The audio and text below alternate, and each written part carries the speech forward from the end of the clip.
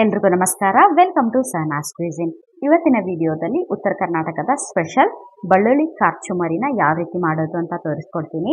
ಹಾಗೆ ಮೊದಲೇ ಸಲ ನೀವು ನನ್ನ ಚಾನಲ್ನಲ್ಲಿ ವಿಡಿಯೋನ ನೋಡ್ತಾ ಇದ್ರೆ ಅಥವಾ ನೀವಿನ್ನೂ ನನ್ನ ಚಾನಲ್ಗೆ ಸಬ್ಸ್ಕ್ರೈಬ್ ಆಗಿಲ್ಲ ಅಂದರೆ ಸಬ್ಸ್ಕ್ರೈಬ್ ಮಾಡಿಕೊಂಡು ಪಕ್ಕದಲ್ಲಿರೋ ಬೆಲ್ ಬಟನ್ ಕೂಡ ಟಚ್ ಮಾಡಿ. ಇದರಿಂದ ನಾನು ಹೊಸ ವಿಡಿಯೋಗಳನ್ನು ಅಪ್ಲೋಡ್ ಮಾಡಿದ ತಕ್ಷಣ ನಿಮಗೆ ಇಮಿಡಿಯೇಟ್ ಆಗಿ ನೋಟಿಫಿಕೇಶನ್ ಬರುತ್ತೆ.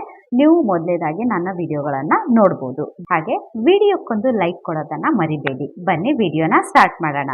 ಮೊದಲಿಗೆ ಒಗ್ಗರಣೆನ ರೆಡಿ ಮಾಡ್ಕೊಳ್ಳೋದಕ್ಕೆ ಸ್ಟವ್ ಮೇಲೆ ಒಂದು ಪ್ಯಾನ್ ಇಟ್ಟಿದ್ದೀನಿ. ಇದಕ್ಕೆ 8 ಟೇಬಲ್ ಸ್ಪೂನು ಎಣ್ಣೆನ ಹಾಕ್ತಾ ಇದ್ದೀನಿ.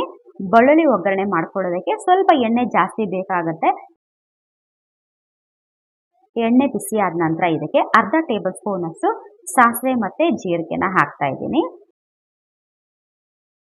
ಇವೆರಡು ಸಿಡಿದ ನಂತರ ಇದಕ್ಕೆ 1.5 ಕಪ್ನಷ್ಟು ಕಡಲೆ ಬೀಜ ಅಥವಾ ಶೇಂಗಾನ ಹಾಕ್ತಾ ಇದ್ದೀನಿ.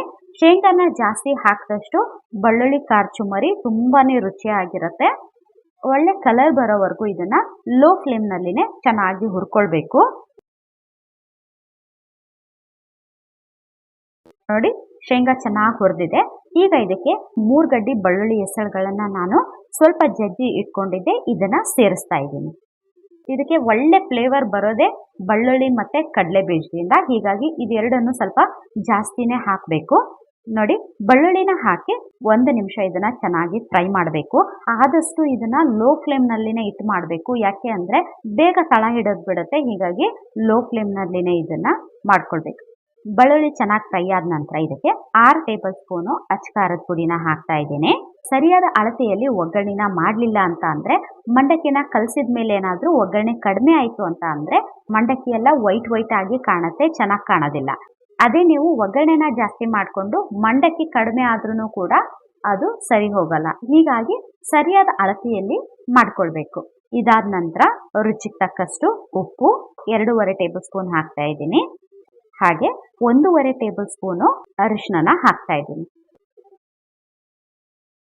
ಈಗ ಒಂದ್ಸಲ ಎಲ್ಲನೂ ಚೆನ್ನಾಗಿ ಮಿಕ್ಸ್ ಮಾಡ್ತಾ ಇದ್ದೀನಿ. ನೋಡಿ, ಕೊನೆಯಲ್ಲಿ 1 ಹಿಡಿಯಷ್ಟು ಕರಿಬೇವನ್ನ ಸೇರಿಸ್ತಾ ಇದ್ದೀನಿ. ಕರಿಬೇವನ್ನ ಕೊನೆಯಲ್ಲಿ ಯಾಕೆ ಸೇರಿಸ್ಬೇಕು ಅಂತ ಅಂದ್ರೆ ಮೊದಲೇ ಹಾಕ್ಬಿಟ್ರೆ ಎಲೆನಲ್ಲಿ ಉಪ್ಪು ಖಾರ ಎಲ್ಲ ಕುತ್ಕೊಂಡ್ಬಿಡುತ್ತೆ. ಹೀಗಾಗಿ ಕೊನೆಯಲ್ಲಿ ಕರಿಬೇವನ್ನ ಹಾಕ್ತಾ ಇದ್ದೀನಿ.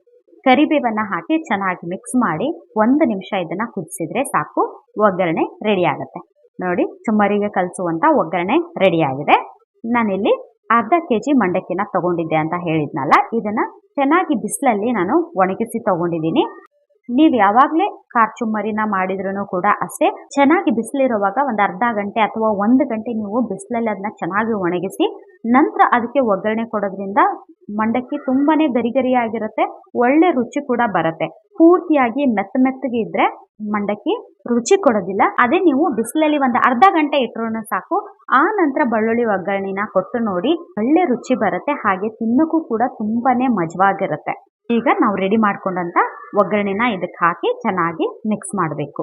ರೆಡಿ ಮಾಡ್ಕೊಂಡಿರುವಂತ ಒಗ್ಗರಣೆ ಮತ್ತೆ ತಗೊಂಡಿರುವಂತ ಅರ್ಧ ಕೆಜಿ ಚುಮ್ಮರಿಗೆ ಎಷ್ಟು ಕರೆಕ್ಟಾಗಿ ಆಗಿದೆ ಅಂತ ನೀವು ನೋಡ್ಬೋದು. ನೋಡಿ, ಈ ರೀತಿಯಾಗಿ 2 ಕೈಯಿಂದ ಚೆನ್ನಾಗಿ ಇದನ್ನ ಮಿಕ್ಸ್ ಮಾಡಬೇಕು. ನೋಡಿ, ಚೆನ್ನಾಗಿ ಮಿಕ್ಸ್ ಮಾಡಿದ್ದೀನಿ. ಈಗ ಇದಕ್ಕೆ 1/4 ಕಪ್ನಷ್ಟು ಸಕ್ಕರೆ ಪೌಡರ್ನ ಸೇರಿಸ್ತಾ ಇದ್ದೀನಿ. 3 ರಿಂದ 4 ಟೇಬಲ್ ಸ್ಪೂನು ಸಕ್ಕರೆ ಪೌಡರ್ನ ಹಾಕ್ತಾ ಇದ್ದೀನಿ. ಇದನ್ನ ಹಾಕಿ ಚೆನ್ನಾಗಿ ಮಿಕ್ಸ್ ಮಾಡಬೇಕು. ಸಕ್ಕರೆ ಪೌಡರ್ನ ನಾವು ಮಂಡಕ್ಕಿ ಕಲಸಿದ ನಂತರನೇ ಹಾಕಬೇಕು. ಯಾಕೆಂದ್ರೆ ಒಗ್ಗರಣೆಗೆ ಹಾಕ್ಬಿಟ್ರೆ ಒಗ್ಗರಣೆ ಬಿಸಿ ಆಗಿರುತ್ತೆ. ಹೀಗಾಗಿ ನಾವು ಸಕ್ಕರೆ ಪೌಡರ್ನ ಒಗ್ಗರಣೆಗೆ ಹಾಕಿದ್ರೆ ಅದು ಗಟ್ಟಿ ಆಗ್ಬಿಡುತ್ತೆ. ಹೀಗಾಗಿ ಮಂಡಕ್ಕಿನ ಕಲಸಿದ ನಂತರನೇ ಹಾಕಬೇಕು.